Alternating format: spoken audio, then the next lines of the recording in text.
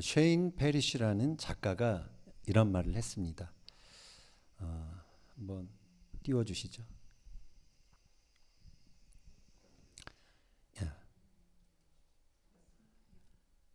Failure hurts but passes quickly. Regret hurts forever. 실패는 상처가 되겠지만 금방 지나간다. 하지만 후회는 영원히 상처로 남는다. 가끔 다른 사람들보다 후회를 많이 하시는 그런 분들을 보게 됩니다. 그 마음 깊은 곳에 오래된 상처가 있음을 보게 되는 것이죠. 그 상처로 인해 아픔을 느낄 때마다 후회라는 감정을 반복하게 되는 것입니다. 우리는 어떻게 해야 후회 없는 삶을 살 수 있을까요? 오늘 말씀을 통해 함께 살펴보며 은혜를 나누고자 합니다. 한 3가지 요지로 말씀을 나누겠습니다. 첫째, 후회 없는 삶을 살기 위해서는 우연처럼 보이는 사건 속에서 하나님의 섭리를 발견해야 합니다. 사울이 이제 왕이 되는 과정이 사무엘상 9장부터 쭉 나오는데요. 사울이 왕이 되기까지 우리의 눈에는 우연같이 보이는 사건들이 계속해서 이어집니다. 가장 먼저 사울의 집에 있던 암나귀가 집을 나갑니다. 나귀가 가출하는 사건이 벌어집니다. 그래서 사울의 아버지 기스는 이제 사울에게 그 나귀를 찾아오라고 그렇게 말을 하죠. 그러면서 사환, 종을 데리고 가라고 말합니다. 그래서 이 둘은 에브라임 산지, 살리사 땅, 사알림 땅, 베냐민 사람들의 땅, 성경에 이렇게 나오는데 여기를 그냥 샅샅이 찾아 헤맵니다. 한 40km가 되는 길입니다. 그러나 그들은 나귀를 찾지 못하게 됩니다. 만약 이들이 나귀를 찾았으면 어떻게 될까요? 이야기가 여기서 끝이 나게 됩니다. 그러나 그들이 나귀를 찾는데 실패했기 때문에 그들은 그 길 끝에서 하나님이 예비하신 섭리를 마주치게 됩니다. 바로 사무엘 선지자를 만나게 된 것입니다. 사무엘은 이 사울이 자기에게 올 것을 이미 알고 있었습니다. 사무엘상 9장을 한번 보겠습니다. Chapter 9, verse 15. Let's read it together. Now the day before Saul came, the Lord has revealed this to Samuel. About this time tomorrow, I will send you a man from the land of Benjamin. Appoint him leader over my people Israel. He will deliver my people from the hands of the Philistines. I have looked upon my people, for their cry has reached me. 자, 이 말씀을 보면 하나님은 다 아셨죠. 하나님이 사울이 그 헤매고 단 모든 여정을 다 지켜보고 계신 듯한 느낌이 듭니다. 사흘 동안 사울이 헤매고 다녔죠. 그런데 나귀를 찾지 못했습니다. 그래서 사울은 아버지가 걱정하실까봐 걱정이 됐어요. 그래서 종에게 집으로 돌아가자고 말합니다. 자, 또 if지만 만약 이들이 거기서 집으로 돌아갔으면 이야기는 거기서 끝이 납니다. 그런데 같이 갔던 그 종이 사환이 사울에게 제안합니다. 여기 가까이 이 마을에 하나님의 사람이 있는데 한번 만나보자고. 그 사람이 나귀가 어디 있는지 알려줄지 모른다고 그렇게 제안을 합니다.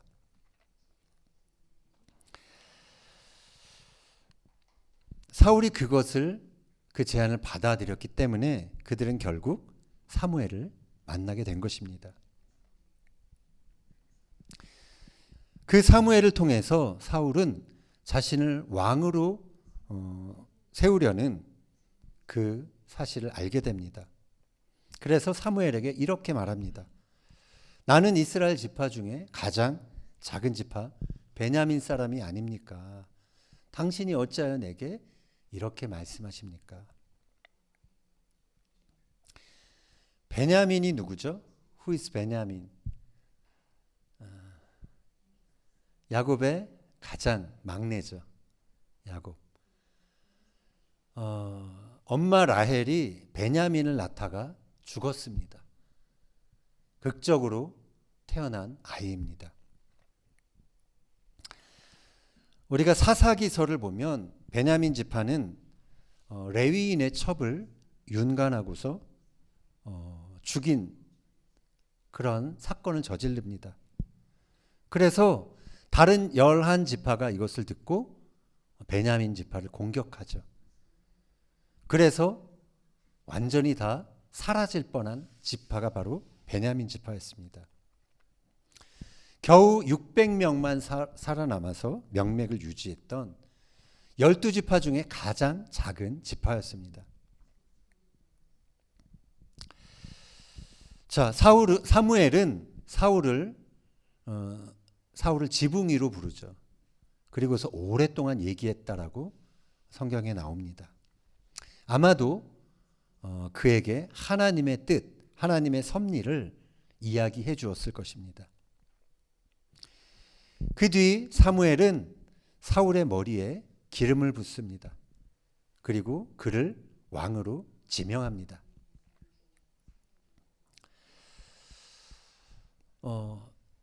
이후에 사무엘은 온 이스라엘 백성을 미스바에 부릅니다.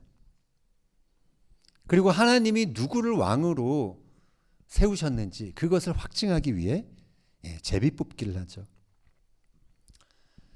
자, 12지파 중에 베냐민 지파가 뽑혔습니다. 그리고 여러 가문이 있었는데 그 중에 기스, 사울의 아버지가 뽑혔고 기스와 사울 중에 사울이 뽑히게 됩니다. 우연처럼 보이는 사건이 계속해서 일어났습니다. 그러나 그것은 결코 우연이 아니었습니다.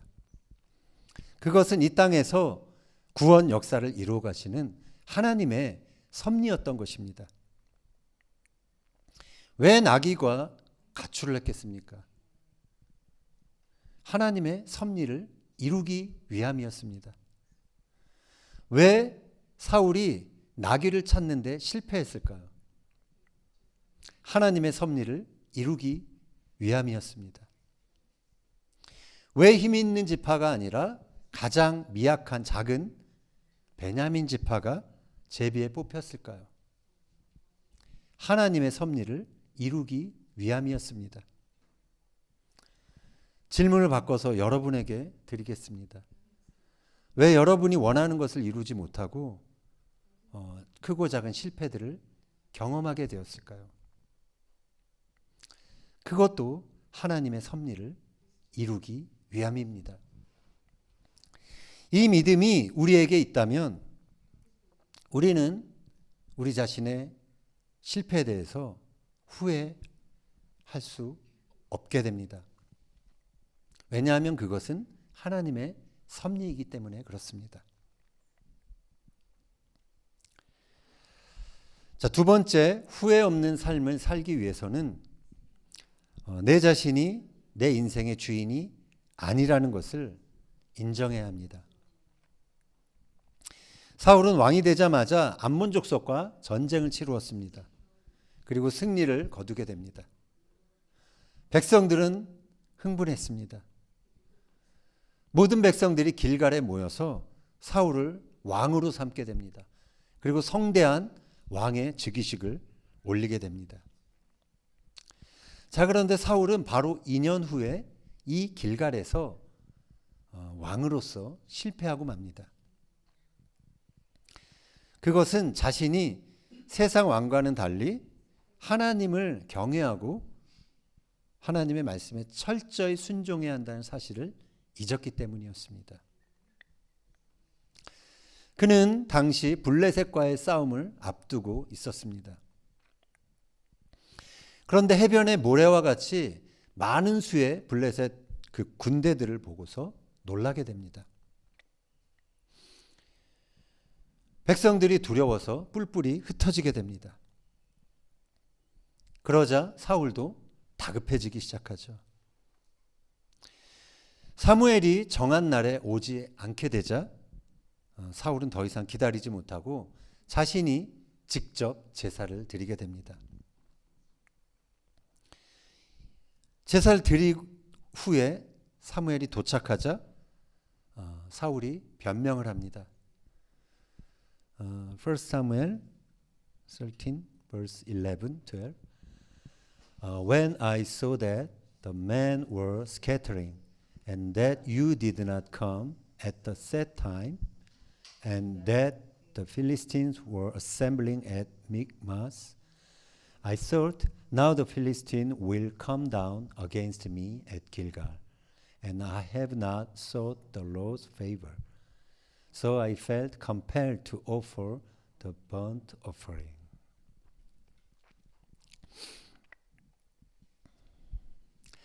자, 이렇게 변명하는 사울에게 사무엘이 또 말합니다. Verse 13. You acted foolish. You have not kept the command the Lord your God gave you. If you had, He would have established your kingdom over Israel for all time. But now your kingdom will not endure. 사울은 흩어지는 백성들을 바라봤습니다. 강력하게 진을 치고 있는 블레셋 군대들을 바라봤습니다. 그러나 정작 자신을 왕으로 임명하신 하나님을 바라보는 것을 놓쳤습니다. 이스라엘 왕은 세상 왕과는 달라야 했습니다.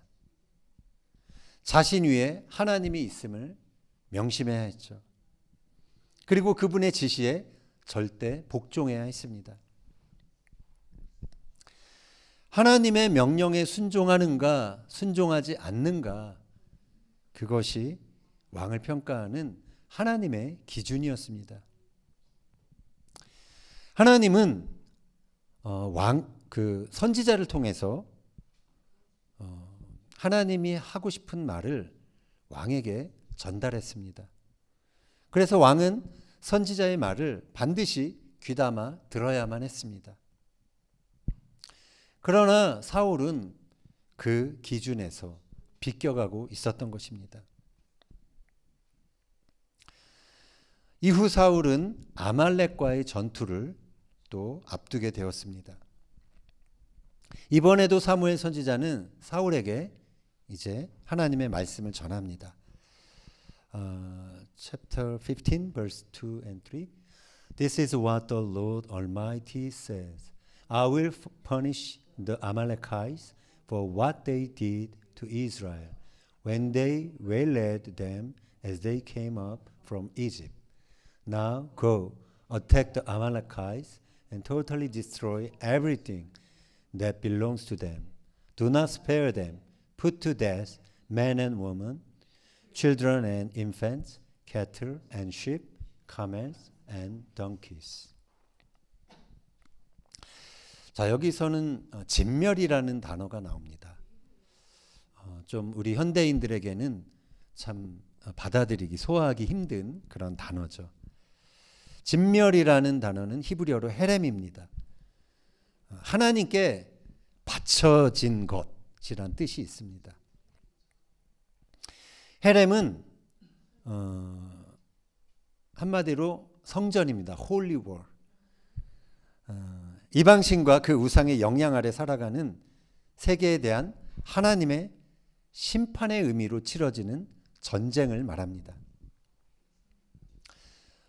고대 근대의 다른 나라에도 이러한 신을 위한 전쟁이 있었습니다. 그 성전, 신을 위한 그 전쟁의 특징은 탈취물을 취하지 않는 것입니다.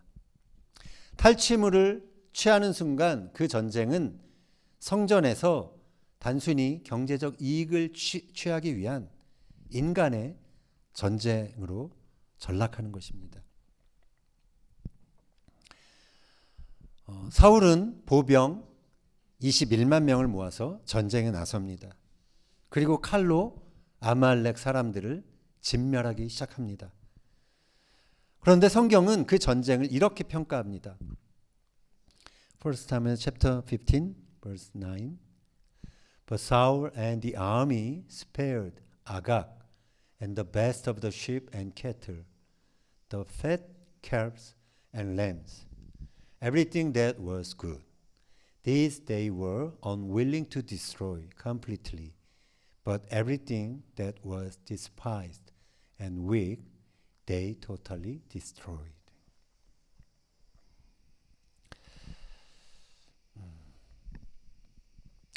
자, 결코 다 진멸한 것이 아니죠. 하나님의 명령을 따르지 않은 것입니다. 하나님이 이러한 사울의 선택을 기뻐하셨을까요? 기뻐하지 않으셨습니다. 하나님은 사무엘에게 그래서 이렇게 말씀하셨습니다. Chapter 15 verse 11. 11. I am grieved that I have made Saul king, because he has turned away from me and has not carried out my instruction. 여기서 grieved라는 단어가 나오죠. 후회하다. 니함티. 나함이라는 동사입니다. 후회하다. 하나님은 후회하셨습니다. 근데 여기서 후회는 하나님이 왕을 잘못 세워서 안타까워하는 감정이 아닙니다. 이 나함이라는 동사가 하나님과 함께 쓰일 때는 잘못된 과거에만 초점이 있는 것이 아닙니다. 과거가 아니라 오히려 새로운 미래에 초점이 있는 것입니다. 노아의 때도 하나님은 타락한 세상을 보시면서 한탄하셨습니다. 그 한탄하다가 나함, 니함티, 후회하다라는 단어를 쓰셨어요. 사람을 땅에 지으셨음을 하나님이 후회하셨습니다. 그런데 그게 그냥 단지 과거에 사람을 만든 그거 자체를 후회한 게 아니라 하나님은 후회와 동시에 새로운 역사를 시작하셨습니다. 미래를 위해 후회하신 것입니다. 방주를 위한 구원 역사를 하나님이 준비하신 것이죠. 그래서 성경에서 하나님의 후회는 하나님이 하실 새로운 역사의 전주곡이라 할 수 있습니다. 하나님은 이제 사울에 대해 후회하시면서 동시에 장차 다윗을 통해 이스라엘의 구원 역사를 이제 준비하신 것입니다. 사무엘은 밤새 근심하다가 동이 트자 사울을 만나러 길을 나섭니다. 근데 어떤 사람이 사울에게 말합니다. 사무엘에게 말합니다. 사울이 갈멜에 자기 기념비를 세우고 길갈로 지금 내려갔습니다. 자, 여기서 기념비라는 말이 나오는데요.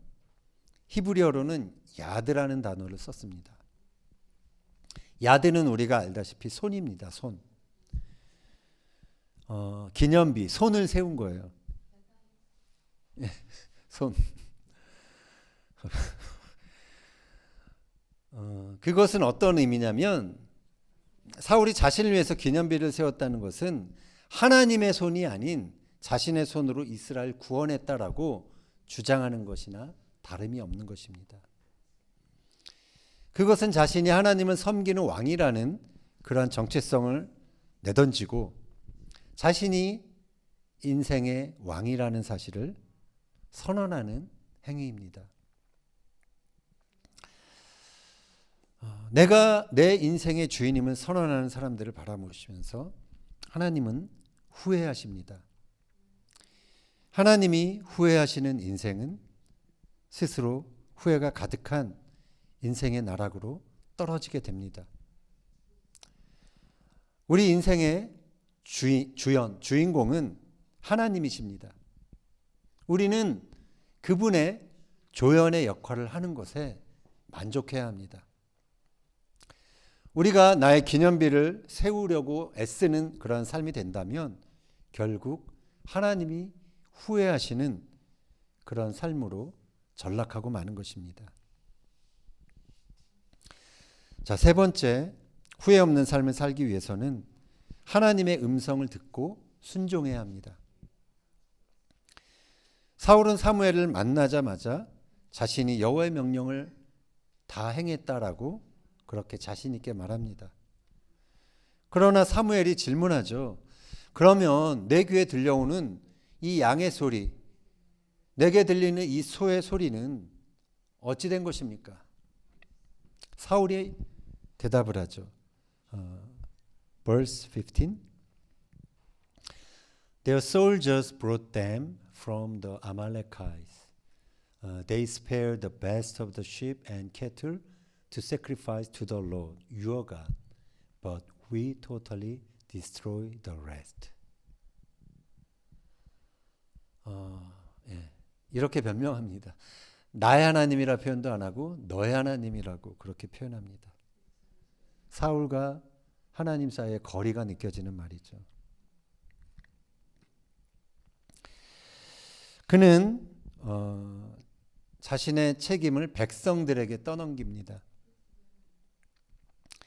그러자 사무엘은 지난밤 하나님께서 자신에게 하신 말씀을 전합니다. Verse 22. Does the Lord delight in burnt offerings and sacrifices as much as in obeying the voice of the Lord? To obey is better than sacrifice, and to heed is better than the fat of lambs. For rebellion is like the sin of divination, and arrogance like the evil of adultery. Because you have rejected the word of the Lord, he has rejected you as king.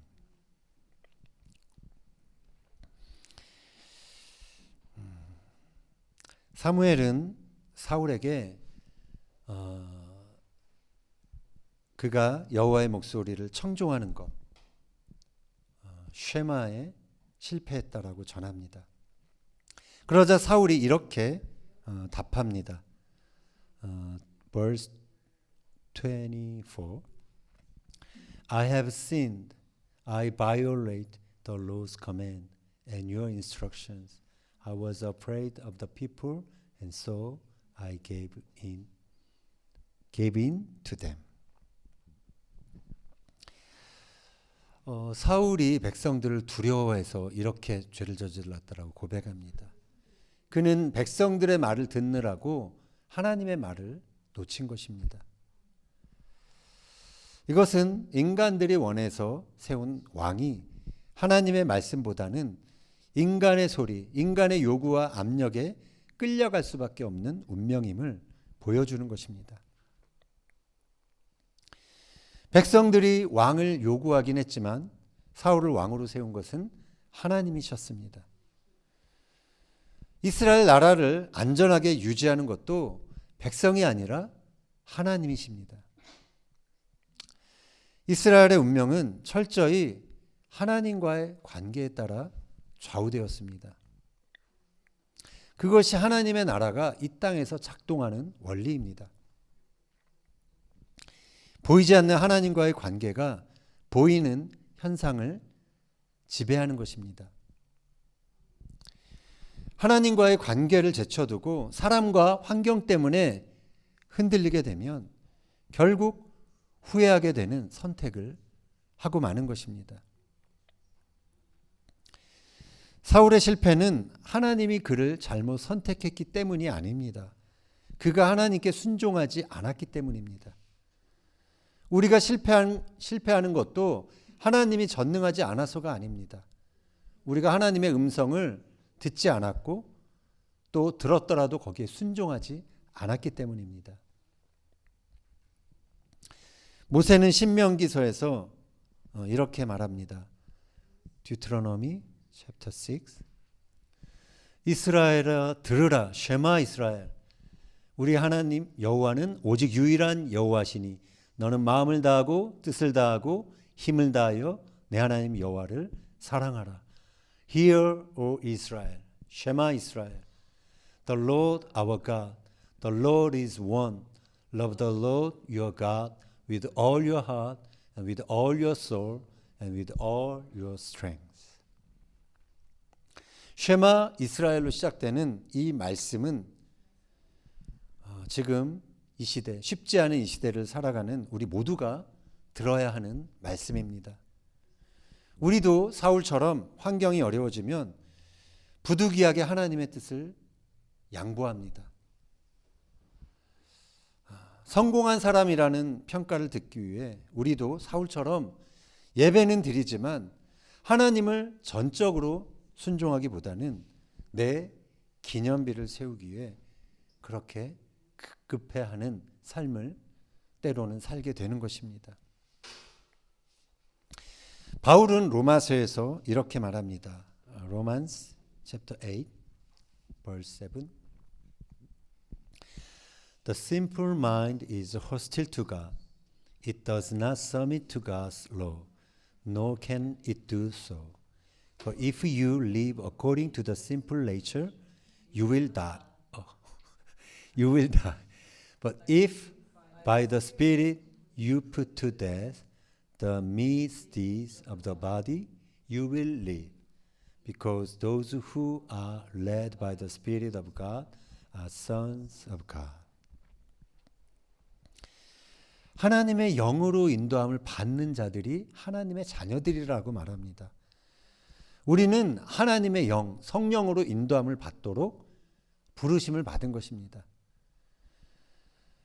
하나님은 그래서 우리가 성령님의 인도를 받으며 살기를 기대하십니다. 우리가 그렇게 살지 못하는 이유는 우리가 세상의 기대와 목소리에 거기에 굴복하기 때문입니다. 우리가 세상에 굴복하며 하나님의 말씀을 듣는데 그 쉐마에 실패한다면 그때 하나님은 후회하시게 됩니다. 하나님이 후회하시는 인생은 인간적으로 성공을 이룰지는 몰라도 결국은 후회하게 되는 인생이 되는 것입니다.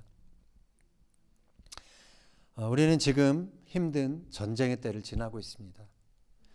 이스라엘에 돌아오고 싶어도 아직 전쟁 상황이 끝나지 않아서 못 돌아오고 있는 우리 지체들도 있습니다. 블레셋과의 전쟁을 앞두고 흩어지는 병사를 바라보면서 남은 병사의 숫자를 세웠던 사울처럼 자꾸 숫자를 세려는 유혹이 저에게도 일어납니다. TV를 켜면 분노한 여러 세상의 목소리가 들려옵니다. 이러한 때 우리는 하나님의 음성, 그 하나님의 음성을 듣기 위해 더욱 엎드려야 합니다. 상황이 어렵고 위기가 느껴진다 해도 우리는 하나님 한 분의 음성을 듣고 따르겠다. 그 하나님의 뜻만 취하겠다라는 결단을 해야 합니다. 하나님이 후회하지 않는 인생이 되어야 우리는 후회 없는 인생을 살 수 있게 되는 것입니다. 그렇기에 날마다 우연처럼 보이는 작은 만남과 사건 속에서도 하나님의 섭리를 발견하는 저와 여러분이 되었으면 좋겠습니다. 내가 내 인생의 주인이 아닌 것을 인정하면서 오직 하나님의 음성을 듣고 순종하는 사람이 되기를 바랍니다.